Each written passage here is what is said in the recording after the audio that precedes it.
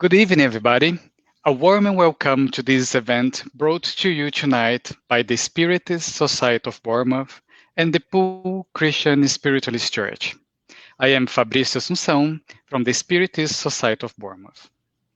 I also give a very warm welcome to our guest speaker, Brian Foster, who will talk to us on how to live inner peace through Spiritism. Thank you very much, Brian, for being with us tonight. My pleasure. Brian has found Spiritism through the near-death experience of his wife. His search for how anyone could foretell precise events more than 20 years in the future led him to discover the truth of Spiritism, that major segments of our life are planned out in advance to help us learn lessons in hope that we would improve in this life and be ready for the next life. Brian has found that we are guided in our lives by the spiritual world. The spirits are always ready to help us in our daily lives and overcome our troubles and put them into perspectives. Brian is from the US and has a degree in computer science. He's an author of 12 books, which exploring different aspects of Spiritism, and 2 books examining near-death and other experience in light of what Spiritism revealed to us.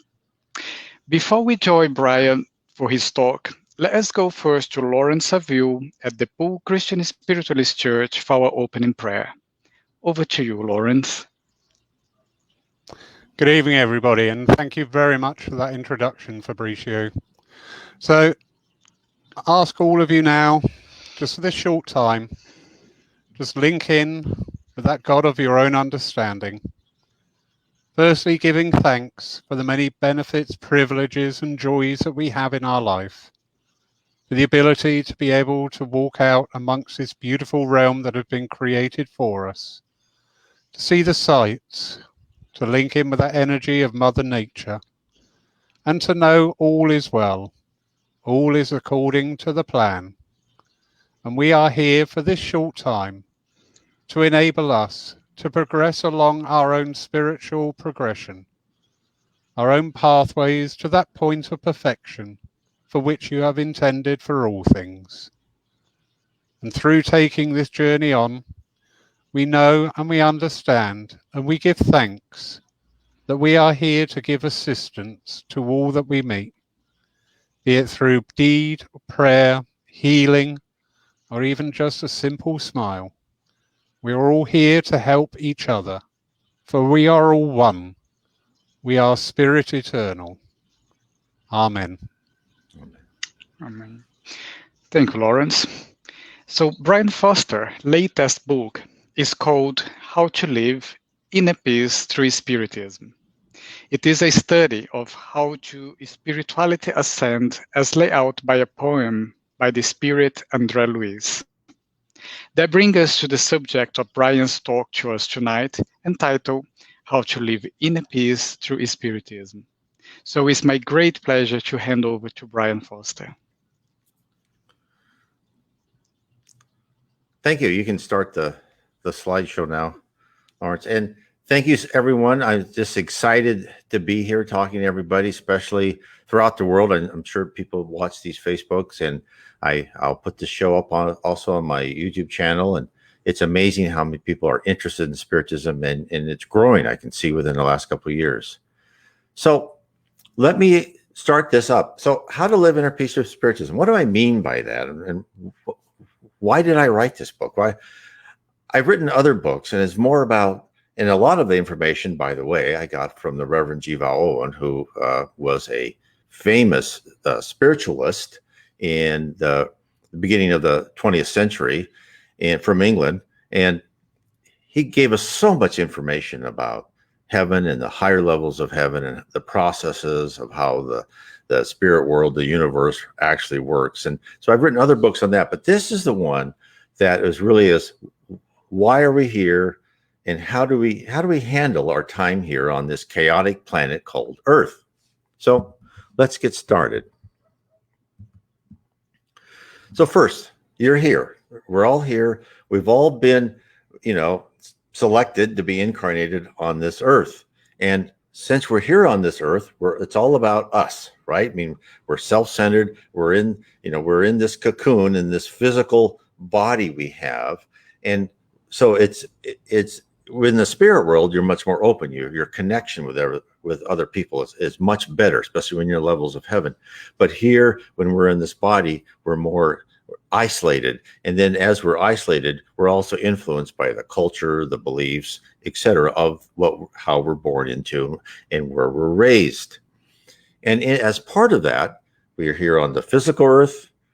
As we grow our intellect, we have written knowledge, and we also gather spiritual knowledge. So I guess the question I give for everyone to think about as we're going through this is, what is your understanding today of reality, the real reality, and how contented are you? What do you think about your reality?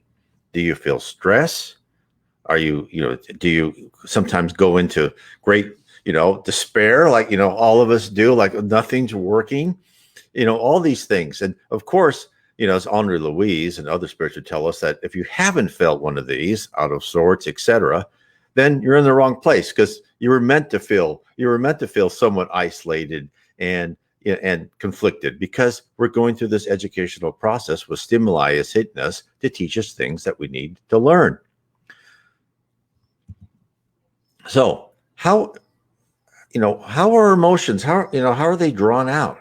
What causes them to change? Well, it's fear, love, materialism, our selfishness. Of course, selfishness is really what the Spirits books tells us is one of the root of a lot of mistakes we make through life. And pride, of course, which I've always had a lot. And we're all growing into this, and we all have this set of perceived reality. And these things, are important to us. We can't help that. That's what we're growing into. But a lot of us, we're bored, or we're unhappy, and we have stress, jobs, relationships, and we'd like to be somewhere else. And so the question I want everyone to ask themselves is, where do you want to be? Do you want to be a place where you feel love, you can give, because everybody wants to give love and receive love. You don't want to be stressed. You don't want to worry about your job. You want to know that you have your own self-worth. And you want this to be a better world than it is. We all do. It's ingrained in us. So right now, just for a second, just meditate and think of where you want to be. What world would you create where you can feel love, harmony, and peace? So this is, if you were a god and you could create your, ideal universe, it would be perfect, would it not? It would all be calm and wonderful and peaceful. But then you would get lonely and you'd want company. And that perfect universe wouldn't be so perfect as soon as you put the first person in. Why? Why would that universe be imperfect when you brought your first person in? You could be lucky to bring a really good person, but if you brought more than one, the odds are pretty terrible. And of course, now when we think of heaven and we think of that nirvana, whatever we want to call it, it's all full of good spirits, nice people, compassionate and loving people. But let's say you yourself are a God and you want to create that. Well, question yourself, by what process would you use to allow others into your perfect universe so they wouldn't destroy the harmony of what you created? Now, you could create your own people, but they would be all the same, and you would have all sorts of problems with that. Well, I have here to tell you, and I think most of you know on this presentation, that process has already been created. The process has been created to let only mature, loving, positive thinking people in. That a place where you don't take advantage of each other, there's no politics, there's no backstabbing, and to make this nirvana, this heaven that you've created perfect. Thought is action. If you want to build a house, you don't have to build a house. You don't have to go cut down a tree. No, you can just think of a house and build it. Of course, that is how the spirit world works. Jivaon has told us this. Chico Xavier has told us this via the psychography of Andre Luis and others. And many other spiritist mediums have told us this fact. Thought is action. You create by thought in the spirit world. So when you think about that, that is huge. Because if you had someone like me, someone so imperfect, and I got mad at you, you wouldn't want my thoughts going out and destroying the house you just built. No, you want someone calm and cool in all circumstances. So I'd like to present to you is that this is the real reality of where you're living in, right? You are in a campus called Earth. And as Spiritism tells us, if you want to summarize Spiritism, it's follow the golden rule, right? Do unto others as you would have others do unto you. And of course, it's a little bit more difficult than that because we have to really live that. So the path to join heaven's higher level is not easy. Believe me, I've been trying to improve myself for years and years, and I'm still not where I want to be.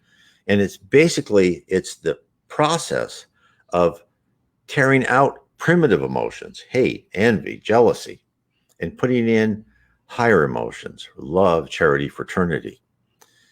Now, this process that heaven has created, that we would like to create to have our own perfect universe, takes as long as it takes for each individual. Each individual will go through this process over and over again by this process here, reincarnation and karma. And it's up to us how fast we want to ascend. Reincarnation, you get life after life. You make one mistake, not too bad, you get another life again. But it's not just you're randomly put into life after life and said, oh, we hope you learned something there. Karma works is that everything you do in the previous life, let's say for an example, is recorded and tracked. When you leave that life, the spirit world analyzes what you've done, and they create a lesson plan for your next life. It's predestination. Now, just to be clear, you have free will. In the spirit world, spiritual writings, they always say you have free will, but I will tell you something that they don't emphasize. Your free will is really your attitude as you go through trials.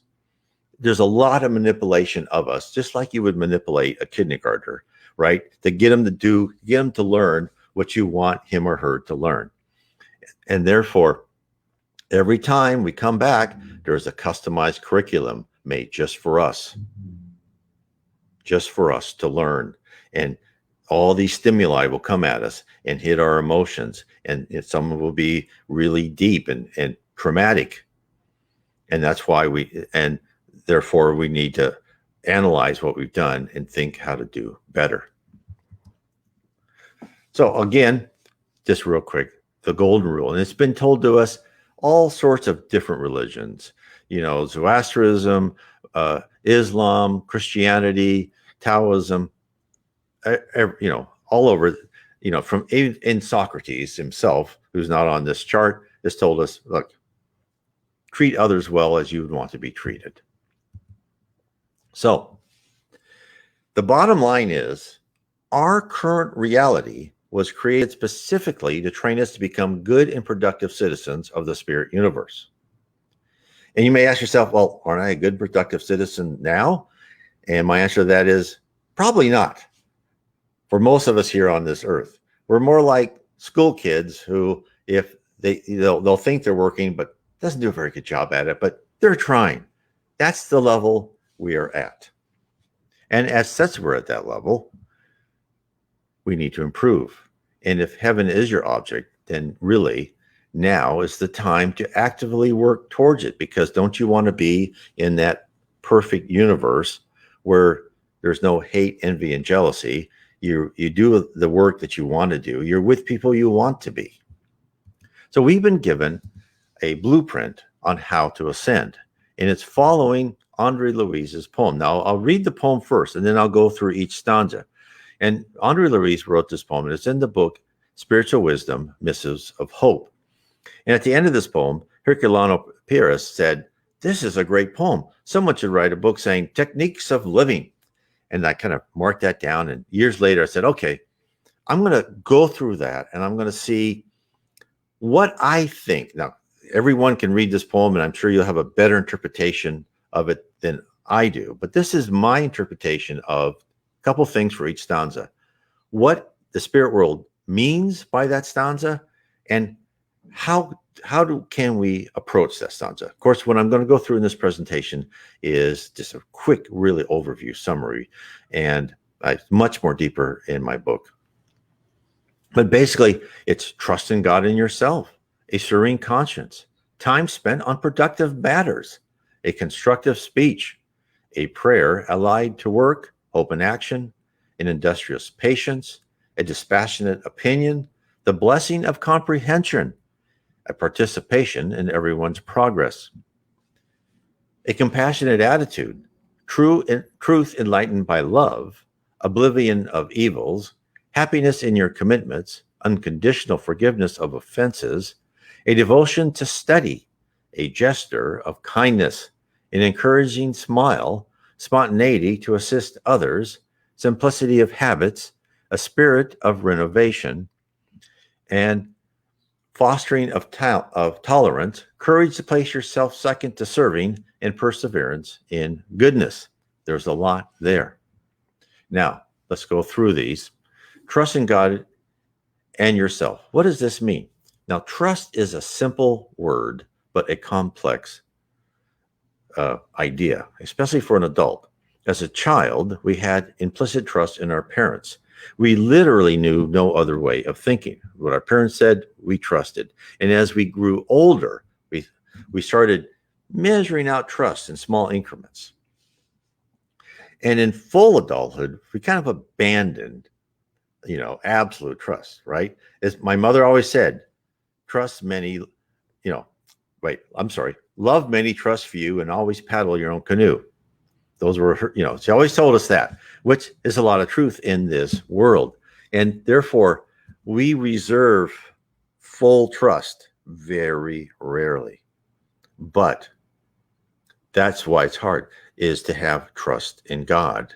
And it's not easy to begin that, because what does trust in God mean? It means that that curriculum that is being made for you, that bad business decision, that horrible divorce you went through, they were all made to elicit stimuli from you. And that the next step's going to happen, because it always will, is made for your benefit.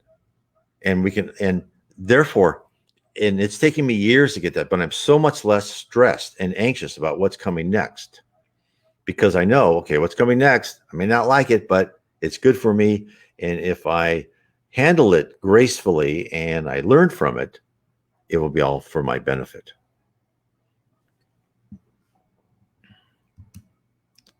So a serene conscience. Oh, I spelled that wrong. So what does that mean? So what the Spirit Joanna de Angelis said is, well-adjusted individuals, those who are self-realized, calm, confident, they are pleasant, sociable, and encouraging. Their endeavors are positive and always aimed at the common good, the progress of all. Their leadership is enriching, creative, and dignified. This group produces promoters of social development, examples of sacrifice, creative geniuses, seekers of the truth. So this is what a serene conscience does for you. It makes you utilize the intellectual capacity of your brain much, much more fully. Because even as Socrates said, he said, it's hard to be anywhere smart on earth, right? Because you have 1,000, emotions overwhelming you at any one moment. And if you can have a serene conscience, you can end the longing for it, because we're always thinking of the next thing, right? We always want more. And therefore, when you become at harmony with yourself and at peace, you can analyze things, and that will actually make you a beacon to others, and people will be attracted to you. Time spent on productive matters. What does this mean? Well, The bad news I have about heaven is it's not eternal leisure, right? It's not, the Elysian fields where you sit in a cabana, drinking drinks with an umbrella on it all the time. You're actually working. But the good news on that one is that you're working in what you love, what you want to do. And of course, the spirit world says, okay, you're in school, take this as an opportunity to establish habits that will be profitable for you when you have ascended to heaven.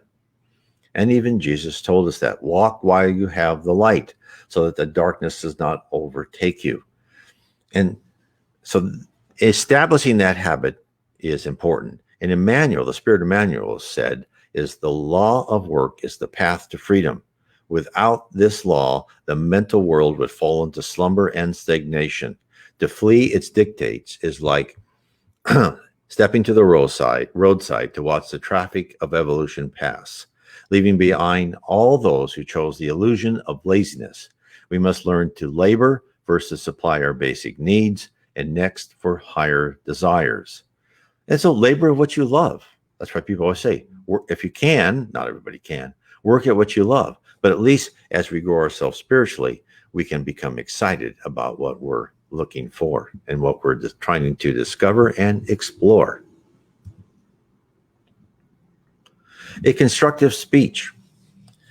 Now, this is important. And to have constructive speech, and I know, especially us, all right? So from kind of the Anglo American kind of culture, Brazilian culture doesn't have that. It probably is, we are very sarcastic. And my wife always tells me, if I say some smart remark, I'm in with Brazilian friends, she says, no, don't do that. They don't get it. And therefore, that's something we have to guard against, is try not to be that way and discard unpleasant thoughts and try not to display your rapid wit like I always do. And of course, and Paul says, do everything without complaining or arguing, which that's not easy. But it's amazing is if you start on that path and you keep at it, you can start lessening and almost eradicate it, because everything I'm talking about is rewiring your brain, right? And that's not something you're going to say, today I'm going to stop snarking at people. I don't know if that's colloquialism for American or not, but I'm going to start being mean to people, and I'm going to try and be constructive speech. Of course, that doesn't work because it just slips out. But if you keep every day, you go, I can't believe I said that, and you keep working at it, it will become a habit. And why is that important? Because the only thing we're supposed to change, the only thing we're supposed to really go back to the spirit world with, is a better character and personality. That's it. We don't bring anything else. It's our character and personality. And that's what they're saying. Please, can you improve that while you're there for 60 or 80 years, however long you have? And if you can, you have been victorious. A prayer allied to work. And as Jesus said, but the one who preserves to the end will be saved. And therefore, when you work, try and always do as best as you can.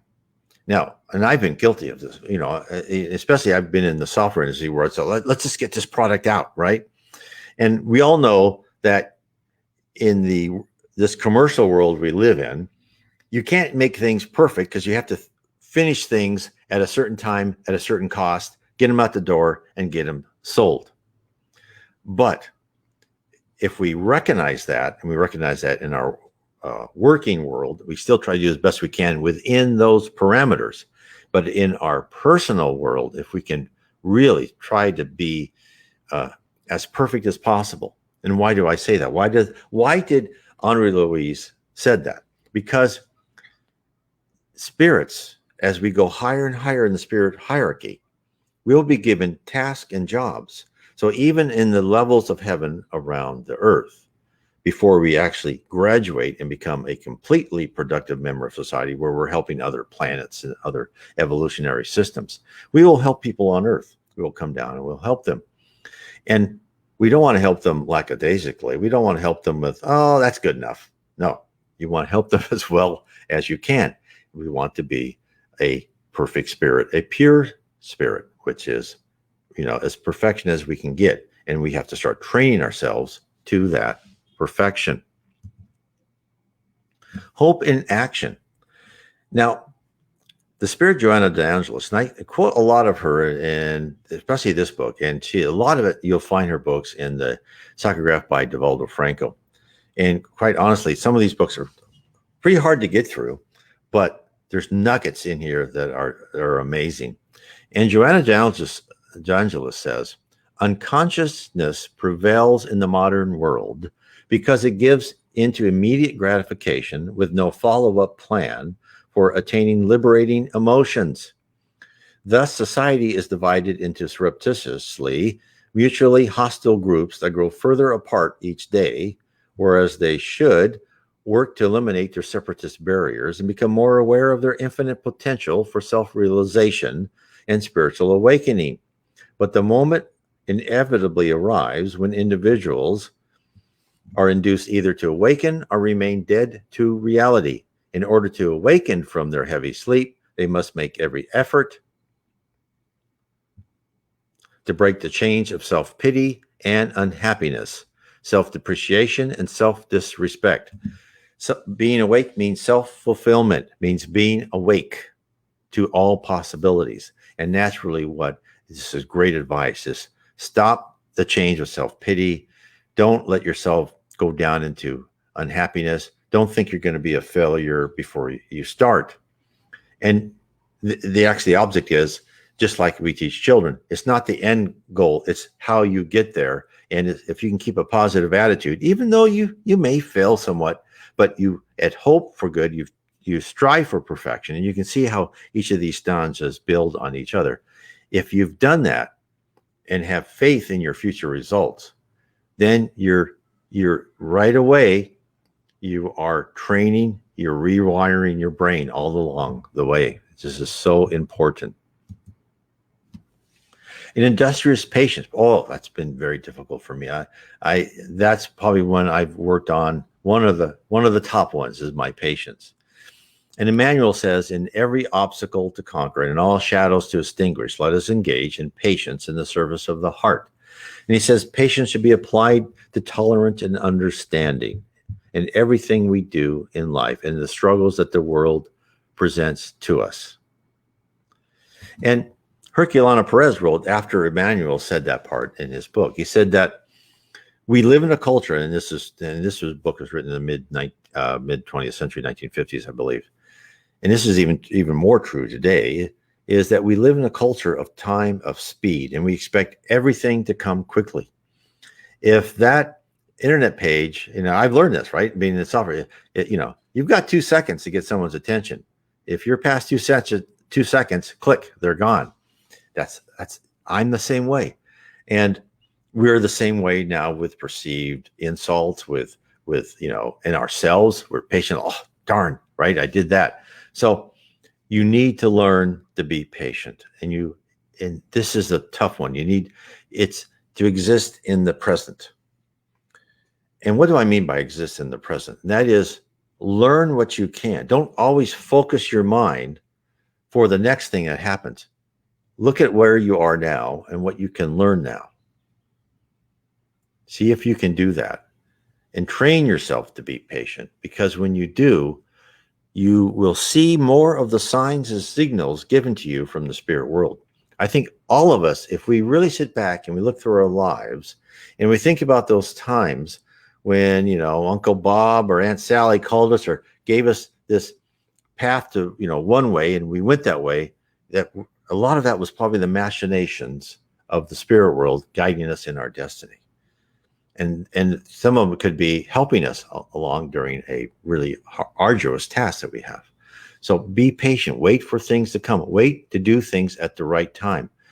Maybe, now this is a kind of a hard way. You can't be passive, right? You can't sit there and go, I'm just going to wait for everything to happen to me. You've got to keep moving forward. So this is not an easy one to discern. A dispassionate opinion. Oh, this is especially now in our days with everyone divided so much, but let people be what they want to be. This is why we have to combine the two forces of intellect and emotion. And especially during this time in our culture when all the media, really, they don't care about giving us any facts. All they want to do is turn that knob on the emotion. So we click here or we watch that commercial. And that's why it's extremely difficult in this environment. Is we need, that's, you know, as you can tell, we had the patience before. Now we have to have dispassionate opinion to build spiritual wisdom. We have to say, okay, I don't know what that person is saying, and I may not agree with that person, but I know that person is an immortal spirit, and they may be relatively, you know, beginning, the middle, or way ahead of me in spiritual maturity, and therefore I'll listen to them and I'll gauge where I think they are, and then I'll gauge where I think I am. But we should love them no matter what, and that's why it's really distinguish the criminal from the crime, right? If that you see that pickpocket, and you say, "Oh, that guy, I hope he, you know, rots," right? And but you have to think that, oh, at some previous life, you've been there. Or it's like when I think of dishonest, corrupt politicians that like lie to us just so they can get power. Well, you know, I used to be like, oh, that bum, you know, let's throw him out. But then I've been told, and through the medium meetings I've been in, I'm not a medium, I just kind of sit in the back, and I've been given messages. My wife and I were there, that I've been in position of power, and I cared more about gathering wealth than I did about the people who were under me. So who am I to say anything, right? Although I hope I'm an example of someone who can slightly improve from one life to another. Now, the blessing of comprehension, and that is, and as Honorably told us, true faith is the reward of all elderly spirits whose intellectual development is not disheartened by society's moral decay. And boy, have we seen that. I mean, it's, you know, and what I mean by moral decay first is we have to change. Right? We don't want to go back 100, 200 years ago when we were ostracizing people because of their, their sexuality. No, we want to love everyone, but we are in this area of relative morality, which it just, is not a good place to be. We are given the set of divine laws in our conscience and our instincts by the spirit world. And therefore we should try and have that as our foundation, right? Is to love everyone, understand where they are, but know when things are not right. But we should think honorably about ourselves and others. And of course, look upon others as work in progress. As I said before, when someone does something to you that you are just like, what, that bum, that coward, or whatever you want, epithet you want to give them, the way to kind of forgive them and kind of understand what they do is think about why you're on earth. We're on earth to go through trials. And then think about, instead of that you're on earth, that you are in a play. And when there's a play, the main character goes from scene to scene to scene. Why? Why do they go from scene to scene? Because they can grow as a character. A good play will show a person changing over time because of what other people say. So that person that did something terrible to you is really just an actor in a play. They are playing a part to elicit a stimuli from you to make an emotional change in your life. And the other little nugget of knowledge is whatever they did to you, you probably in some previous life did something quite similar to them. Participation in everyone's progress. Well, of course, that starts with the family. Try and help them as much as possible, and mentor colleagues. And I know this is hard, especially in some of our corporate, environments where everyone's graded on a curve. And, if you do better than the other person, you get a bigger raise. And that's why when I was going up the corporate environment, I finally stopped and said, no, I'm going to go back to being an individual contributor because I can't be that way anymore. So, of course, so many people have been a complete failure in my career, but I've been happy myself. So mentor others, support others, help others learn. And that's, of course, getting you ready for when you've got these jobs in the spirit world, because that's what you're going to be doing. You're going to be helping poor, immature, ignorant spirits like us here on earth to learn and grow. A compassionate attitude. And so that's not only empathy, but positive action as well. And many of us confuse compassion with wishing well and feeling empathy for a person, but combined with trying to forcibly rectify their mistakes and lead them onto a better path. So that, what they tell us, we try to point out, and we expect contrition from these people, and we love to point out errors. And that's really not how the spirit world wants us to do. We really want to be their consoler and give suggestions. And we don't want to do this with a condescending attitude. We want to do this and I know people really want to help, and we don't want to demonstrate our superiority, but we want to reflect upon mistakes they made and kind of show the mistakes that we made and what we have done, and have compassion on them in their journey of learning. Because that's where we are too. It's all a journey of learning. And if you can't relieve them of distress of what they have, is give them some beacon of hope that things will get better, or this is a way out. So this is advice from the spirit world, especially from Emmanuel. Truth, enlighten, beloved. So when you begin your search for truth, you have to begin with readying yourself. And only via introspection and requesting spiritual guidance from the other side will this really be effective for you, is the word I want to say. It will open the door. And by doing so, once you open that door and you say, please help me. I know here, most people know, you meditate, 7 o'clock on Tuesdays, right? Once a week or whatever. Once you start that habit, then higher spirits will know, okay, this person is freeing their mind up. It only has to be 15, 20 minutes, whatever was good for you. And they're asking for inspiration and enlightenment. And you'll get that. It may be saying, go buy that book, or go help that person, or whatever. They'll be helped.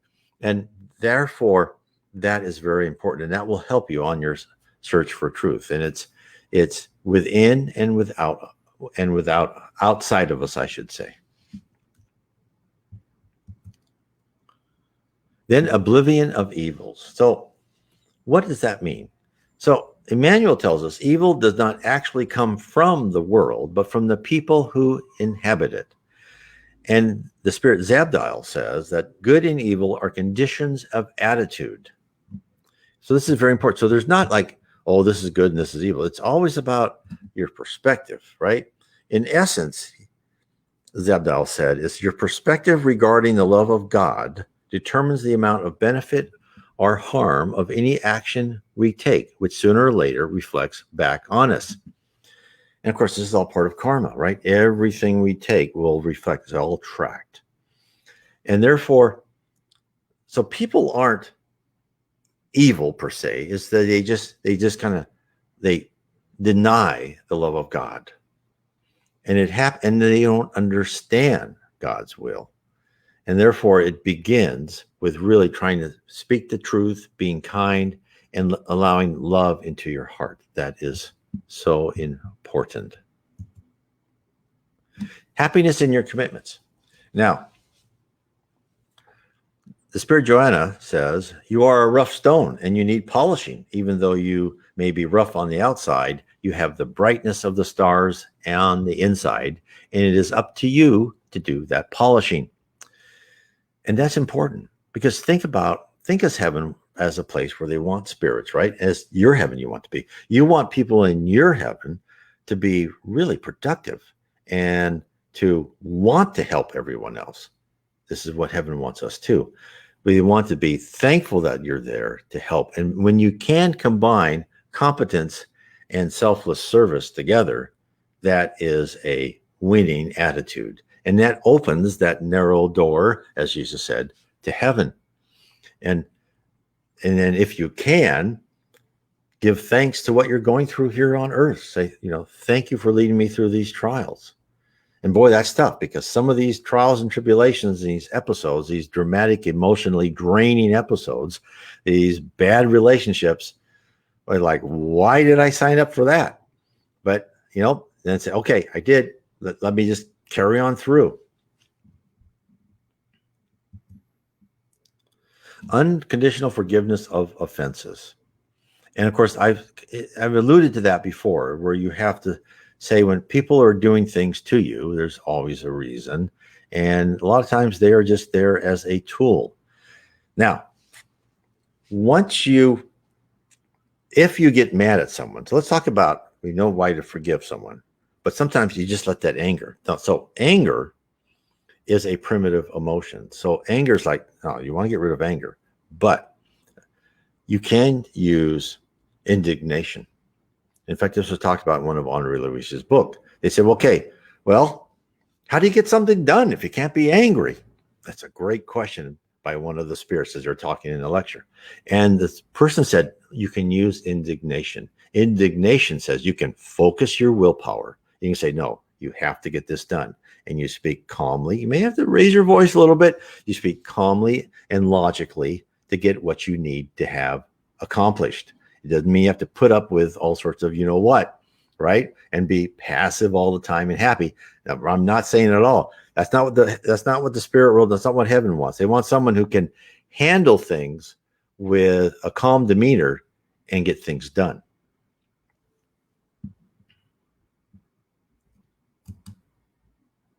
A devotion to study. That's something that is, when you're in the spirit world, you don't just go to heaven and you're done learning.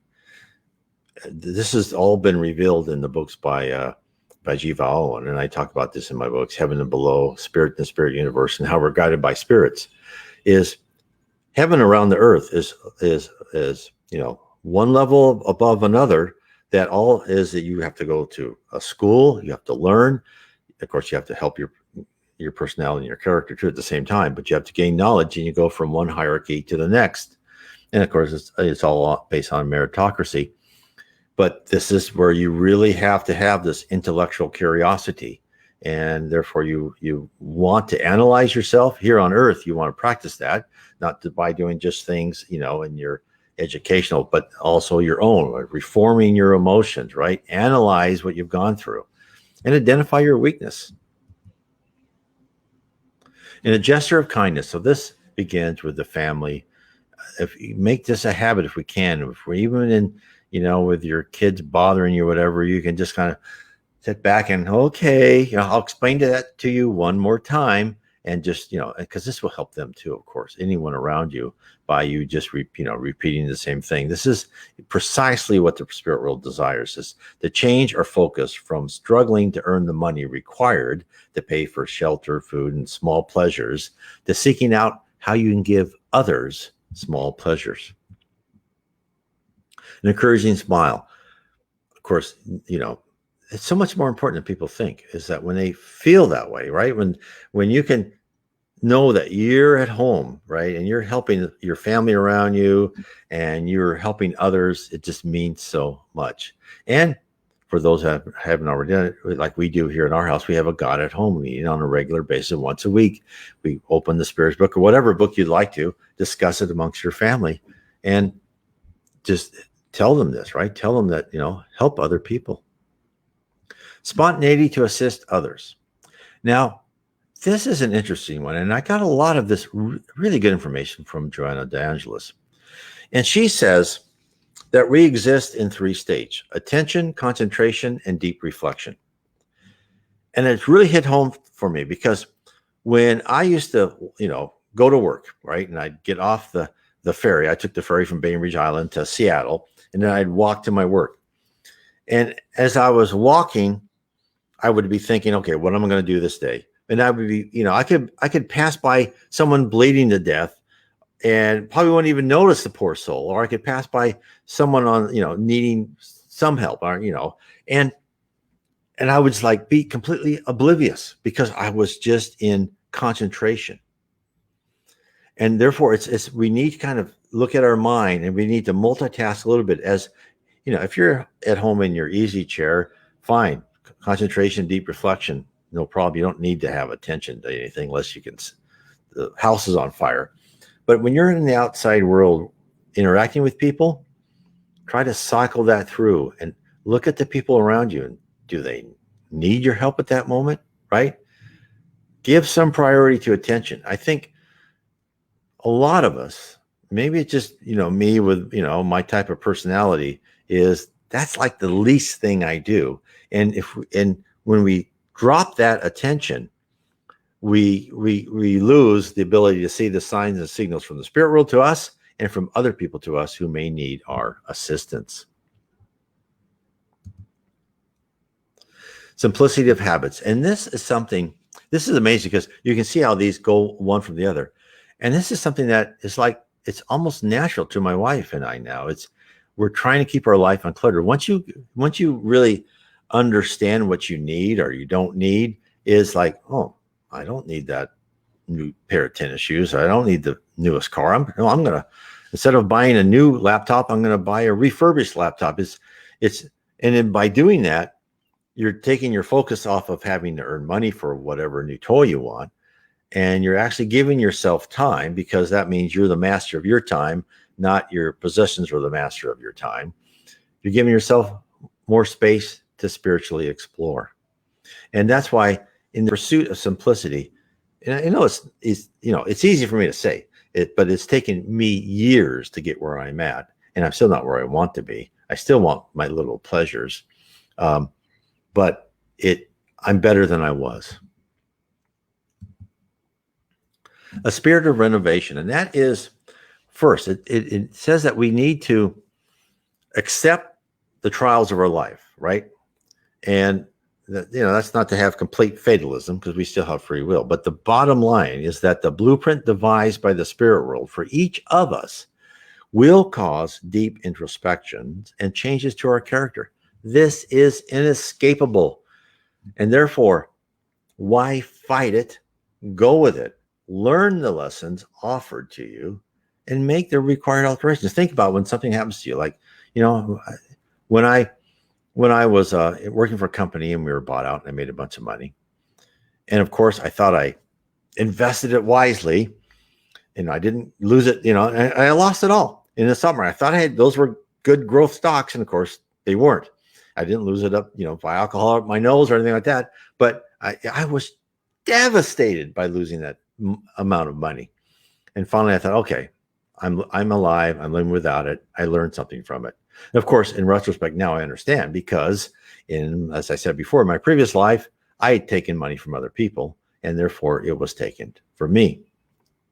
And now I understand what it feels like. But it shows you how smart the spirit world.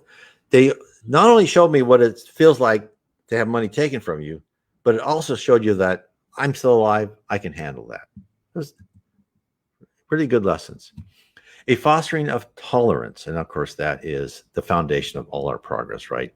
We need to be tolerant. Tolerance is the foundation of all true progress, as said by Emmanuel.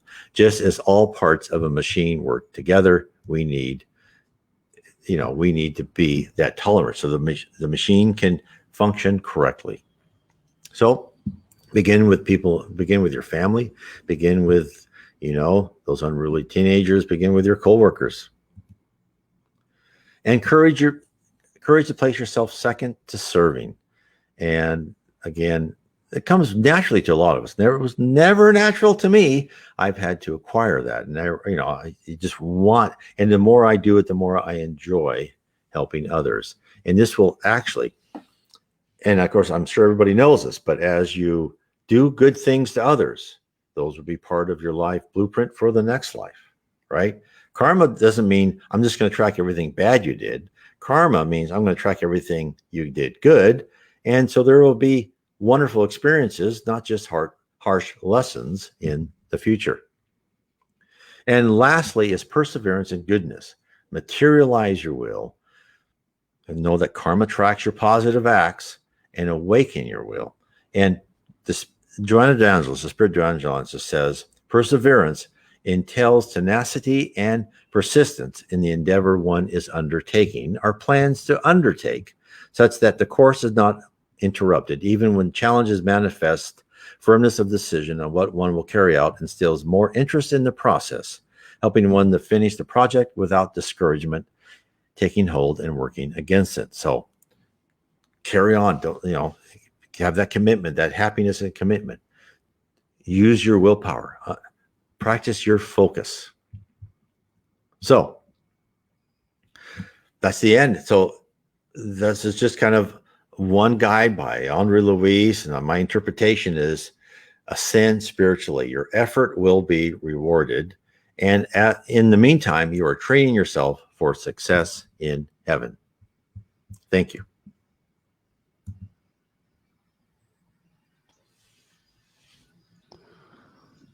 Wow. I was hanging on every word there, Brian. Really, really interesting. And funnily, well, it's not funnily, is it? I was reading some Swedenborg today, and he was saying the same as you were saying, just from that slightly different angle. Right. I love that. I absolutely love that. Thank you. Oh, Over thank to you. you. And I love Swedenborg. Yeah. It's one I'm revisiting. Over to you, Fabrizio. I found it very interesting as well. I was taking notice as you were speaking, and I was making myself a little list, because then a lot of the topics that we were discussing tonight is demand from us to put some effort, because it's very easy for us just to stay where we are, comfortable in our comfort zone, and maybe stay on a state where we are not progressing and doing anything. And then creating those habits and change ourselves is a process. It has got to start somewhere. And if it's not going to be in this life, it's going to go and going to happen. Even if it's not in this life, it's going to go in next life and so on. Because one thing that we all know, when God created us, he created us for progression, for us to become a pure spirit. But we are so far from being this pure spirit, and there is so much work that we need to do. But when I was doing my list, I didn't feel discouraged at all. Actually, I felt very motivated, because it almost like giving us a guidance on things that we should be looking at, rather than concentrate our efforts out. Look in and see where we are and start doing the change. So it's really good. So we're gonna go for a few questions. So we have some questions popping up here on Facebook. Just bear a sec with me. There is one from our lovely Sue. She says, Brian, It's a biggie.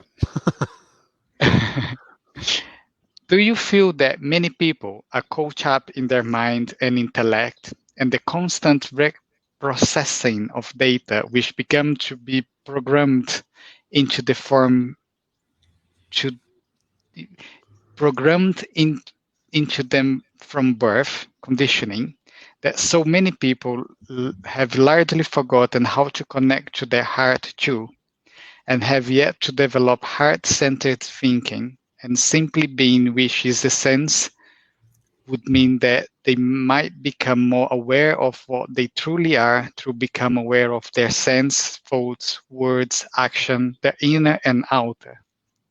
Yeah, I mean, absolutely. And this is our culture, right? Look at advertisement. And advertisement was, I forgot the name of the nephew of Sigmund Freud, right? Is where they advertise something because if you buy that product, you'll feel better.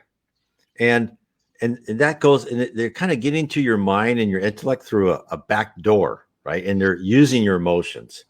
And what Sue is saying that is, we think we're thinking logically, but actually the way our culture is, we're being kind of very manipulated into that, and we're not not using our heart.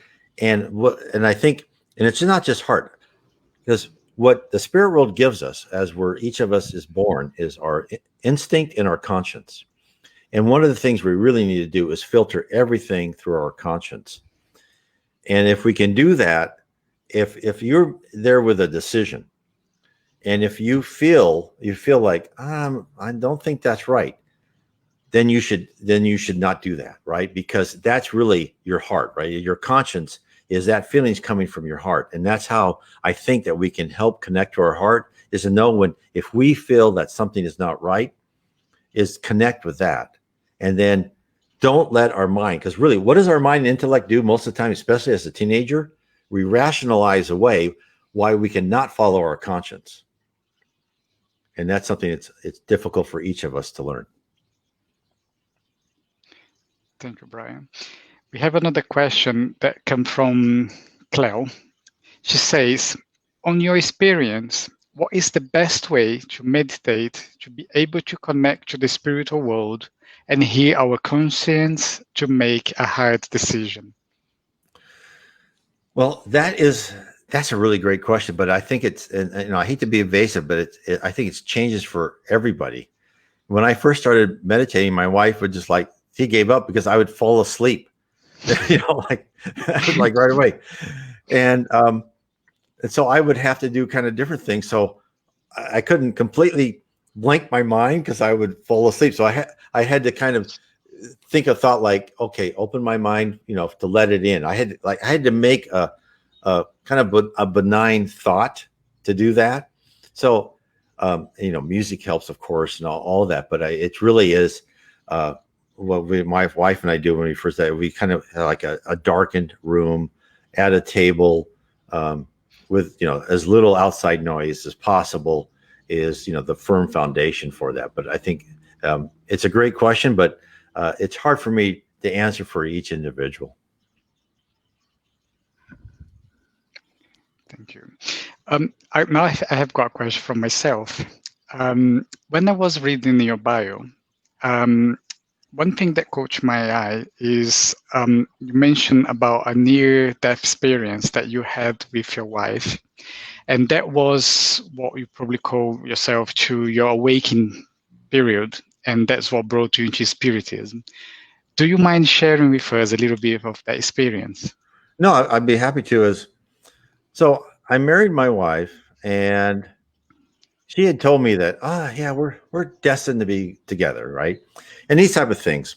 And she would tell me, oh yeah, that's going to happen. Of course, it was always after the fact. And typical man listening to his wife was like in one ear, out the other, like, yeah, right? I didn't believe a word of it. Oh, coincidence.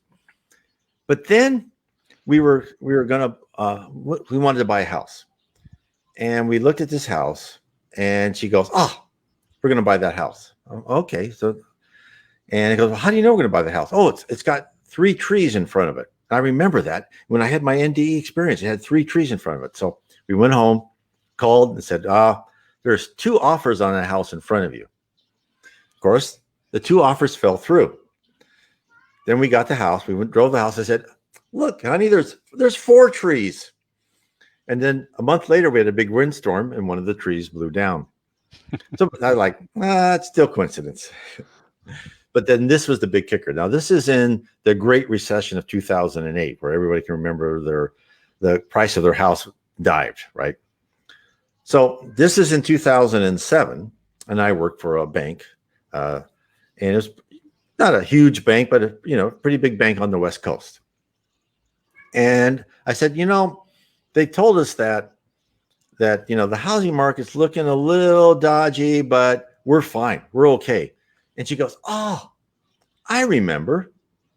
You're going to work for a bank that goes broke. But don't worry, you're going to work for the same bank, but with a different name." So this is my wife from Brazil, right? She grew up in a dusty town of Porto, didn't even have a paved road to the town, right? Because I met her in Rio. But it's like, and this is like 20 years after she had the experience. So this is still end of 2007. Of course, it wasn't until September of 2008 that everything hit the fan. So I, being so brilliant, said, no, we're fine. You can't be right. And of course, then the stock price of our smaller bank went down because people thought we could be in trouble. I said, no, everyone said we're fine. I actually bought more stock into it. right? So another way where I lost money. So, of course, to make a long story short, one day my boss and I were walking home to get on the ferry. We go ferry from Seattle to Bainbridge, and it was announced on loudspeaker, well, the bank just went broke and you're all fired. Well, holy no, my stock's all gone. My kids' college education plan is gone. And it was like, then, of course, and to make a long story short, I looked for a job for 3 months. My wife kept saying, why are you looking for a job? They're going to hire you back. And of course, they hired me back. So from then on, I said, okay, how could she know this? She had no financial sophistication whatsoever. And this is not impossible, but certainly improbable. So how in the heck if there's such thing as predestination? Because before this, I thought, oh, you're an idiot if you think in predestination. That's why anybody calls me an idiot. I go, yeah, you're probably right. But there has to be someone's hooking those levers and planning out our life for us. It has to be, because how could my wife, when she was, a teenager going through near-death experience, and now she was like 35, 36 when this happened, how could she know that? And that's when I looked all sorts of things, and I finally found the Spirits book on PDF. And that's when I started. Wow. Wonderful. Very interesting.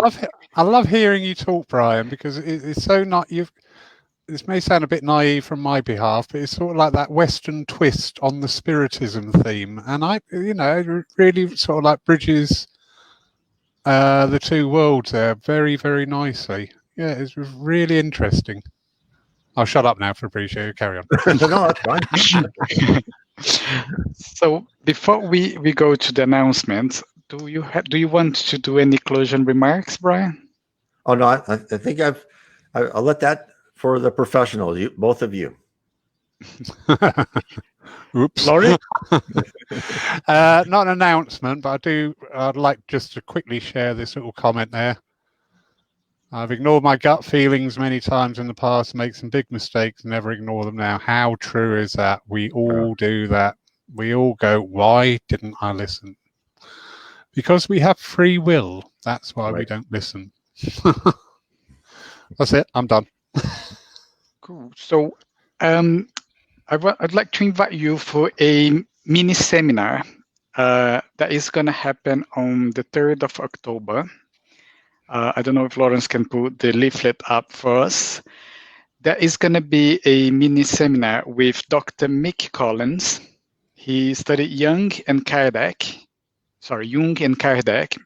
and the topic is spiritual evolution and the co-creation of an improved future. And also alongside with him, we have Dr. Alexander Moreira Meida, and his topic is Kardec, Investigating Spiritual Experience. We have our moderator, who is going to be Dr. Natalie Torbert, and this is going to be broadcast in BUS, British Union Spiritist Society page, and also Kardec Radio. And that is event coordinated by the British Spiritist Medical Association. So here is the invitation. If you are free, the 3rd of October, it's between 3 o'clock to 5 o'clock in the afternoon. Come and join us. It will be a very interesting event for us to take part. Our next talk is going to be on the 2nd of October. The topic is Shine Your Light. And our speaker is Alexandre Mota. So take a note, and that is when we will meet again on the 2nd of October. So before I hand over to Lawrence for the closing prayer, I would like to say thank you to everyone who has been with us. Thank you, Brian, for you to be here with us. I enjoyed very much your talk. And I would like to hand it over to Lawrence for the closing prayer. Thank you, Fabricio. Apologies, I got distracted. The cat decided he wanted to get into the electric cupboard. In the mind. Anyway, once more, dear friends, just draw once more into that silence, that peace within, the thread of divine that runs through all things. And we give thanks for this evening, for those lessons learned, for those thoughts made privy to us, to help us to explore our own life pathways, to understand this life, the reflection of the true eternal life that we live, and how best that we can traverse this time, and to raise our consciousness and ascend to the contemplative realms. And we ask a blessing on each and every home here tonight, online and out there in the virtual world. Amen. Amen. Amen. Okay, so no more comments. I will say good night to everyone, and I hope to see you all next talk on the 2nd of October. Good night. Good night. Good night.